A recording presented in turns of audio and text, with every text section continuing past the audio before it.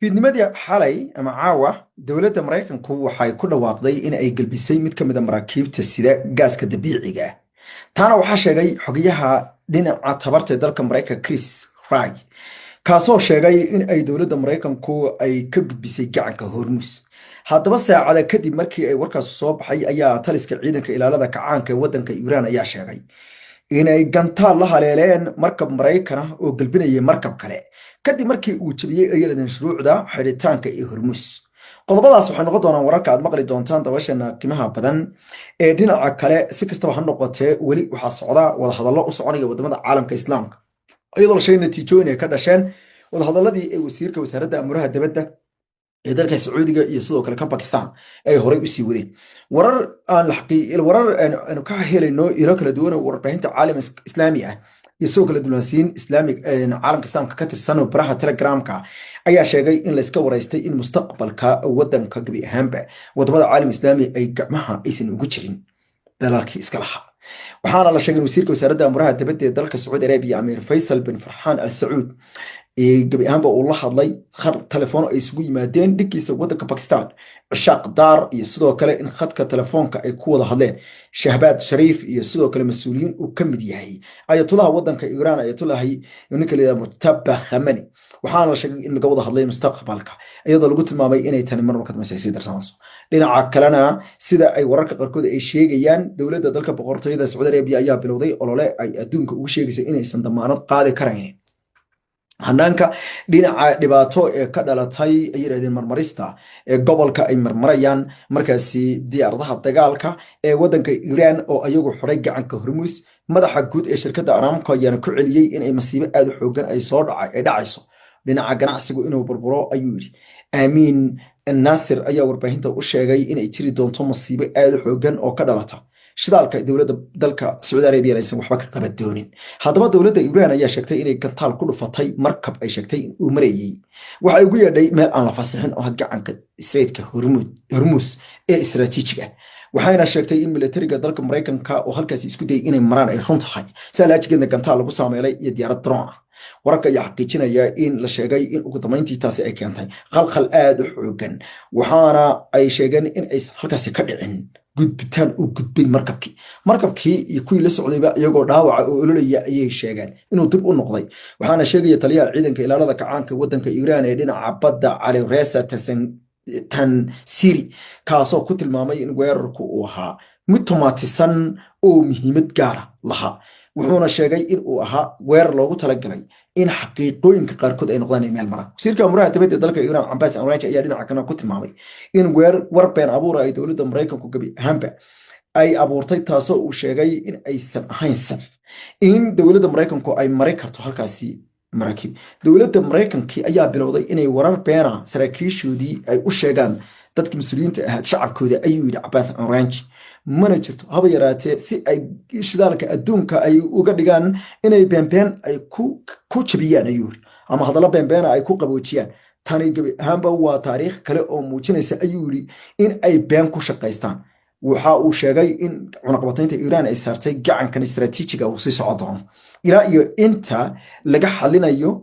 si guud marxaladda ay dowladda Maraykanku abuurtay ee ah inay duulaan iskaga soo qaaday ayuu yiri dal nabad ahaa wasu hadalka warigay. tan haddaba waxay imaanaysaa haddaba iyadoo dowladda Maraykanku marna ay leedahay gacankaasi waa xidhay marna ma xidha. sidoo kalena waxaa jira in ama dowladda Maraykanku hadalkan ay gogol hayd ayaa in suuqa shidaalka adduunka lagu aslixiyo si suuqa loo geliyo warar noocaas oo kale. Iiraan weli ayada ayaa gacanka maamusha, isla markaana waxaa la sheegay in ay tahay cidda kaliya ee go'aanka arrintaas ka gaari karta, sida ay sheegayeen xataa dadka inta badan shidaalka yaqaana. waxayna sheegeen inaysan jirin wax calaamad ah oo muujinaysa in gacanka Hormuz uu dowladda Maraykanka xoog ay ku mari karto maraakiib shidaal sita ayna ku ambabixi karto ama ay ku markaasi geli karto. welina waxay u egtahay in qiimaha cuntooyinka iyo shidaalka ee adduunku uu cirka isku sii shareerayo, walow hadalkii Donald Trump ee maalin ka hor ee ahaa dagaalka waan soo koobaynaa oo keenay waxoogaa yididiile oo dadka qaarkood ay ku tilmaameen inuu ahaa yididiile aan yarayn xitaa. sidaa daraaddeedna weli suuqyadu way haraacinayaan, waxayna u egyihiin marba mar ka dambaysa in aysan waxba ka bedelin hadallada markaasi ama qorshayaasha ee dhinacaasi jira. Dhinaca kalena haddaba cuntooyinkii caadiga ahaa ayaa u eg kuwo marba marka ka dambaysa ayaguna cirka isku sii shareeraya oo khatartoodu ay marba marka dambaysa ay keenayso khatartii ka hor kasii daran. wasiirka wasaaradda arrimaha dibadda ee dalka Iran Abbas Araghchi sidoo kalena waxa uu diiday sheegashada ah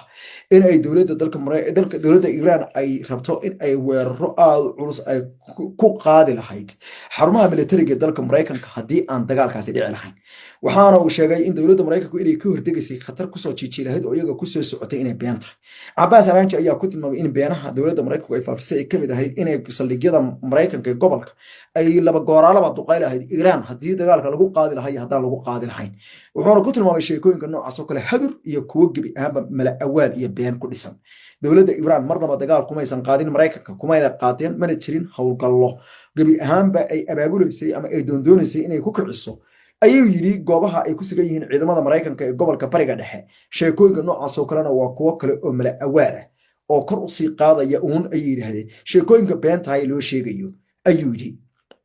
dadka Mareykanka ama dadka Ameerikaanka ah. dhinaca kalena deegaanka Arutz Shafa oo kamid ah deegaanada Israa'iil ayaa la sheegay in ay gubanayaan saacadii ugu dambeeyay ayadoo dhinaca kalena dowladda dalka Qatar oo qiratay gorsii horeysay in ay xooga ay dhimaso khatarta dadka ay ku sugan yihiin doonaysan inay dabciso dhinaca markaasi in dadku ay isku socod sameeyaan ayaa dadka waaxda gaashaandhigga ee dalka Qatar waxay sheegaysaa in ay ku soo dhaceen dhowr gantaal oo badankooda laga hortagay oo duqeynaa oo ka imaanaya dhinaca waddankaasi Iran taasoo ka dhigan ayaa la yidhi gebi ahaanba weeraro tirpeer ah oo ay Iran ay sii wado si ay u xaqiijiso ama ay u sii ambaqaado baa la yidhi marba marka ka dambaysa in gobolka aysan waxaan ayaga ahayn ay ka sii socdaan. dhinaca kalena wararka ayaa xaqiijinaya in dowladda dalka Iran ay hadeerta ay shaqooyin hor leh ay ka bilowday gacanka ayaa la yidhi Hormuz. wararka qaarkood ayaa sheegaya in dowladda dalka Iran ay gacanka Hormuz ay ku aasi doonto minooyin warkaas oo faahfaahsan waa idin soo wadaa. hadday Iran ay go'aansato inay gacanka Hormuz ay minooyin gelisana waxaa la sheegay inay khatartu ay noqon doonto tii ugu horreysay ee ugu sii darneedba wararka damaad ku maqli doontaan oo ay iska soo daba dhacaya taasoo cirka kusii shareeri doonta dhaqaalaha dhinaca shidaalka burburina doonto mustaqbalka waxaa la yidhi markaasi si guud ee suuqa shidaalka oo ka daran oo dib ayay dhali doontaa. sidoo kale waxaa jirta warbixin la sheegay in hay-adaha sirdoonka dalka Mareykanku ay shaaciyeen oo ahaa digniino isdaba joog ahaa oo ay gacanta u geliyeen kana saareen taliska ciidanka qalabka sida dalka Mareykanka iyo aqalka cad oo la iska indhatiray oo ayaduna dhibkeeda leh sida ay wararkooda xaqiijinayaan laga yaabo inay kasii dari doonto oo ay keeni doonto in shacabka Mareykanka lagu siray dagaalkan. taasna waxaa la sheegay inay digniino badan ay bixiyeen ciidamada sirdoonka ee waddanka Mareykanka oo intuusan dagaalku bilaaban iyo intuu dagaalku socday labadaba oo dhig jalaq loo sii waayey taasoo iyaduna noqon karta iyale fadeexado kale oo hor leh oo maamulka Donald Trump ee dagaalkan galay ku soo baxaysa xilli ay soo tarayso diidmada shacabka dalka Mareykanka ee dagaalkan aysan raallida ka ahayn iyo weliba kusi siqitaanka lagu sii siqayo loo sii dhawaanayo mid election kama doorashada waqtiga dhexe midterm election ayaa la yiraahdaa doorashada la doono dhammaan xubnaha baarlamaanka ee aqalka Congress-ka 3 dalool 1 dalool oo aqalka Senate-ka ah iyo sidoo kale inta badan maamul goboleedada oo loo doono gobernatorayaasha ee gobolada. daawashana qiimaha soo socon doona wararkaas ay gadaal ay ka keeni doonaa ee badamkiis.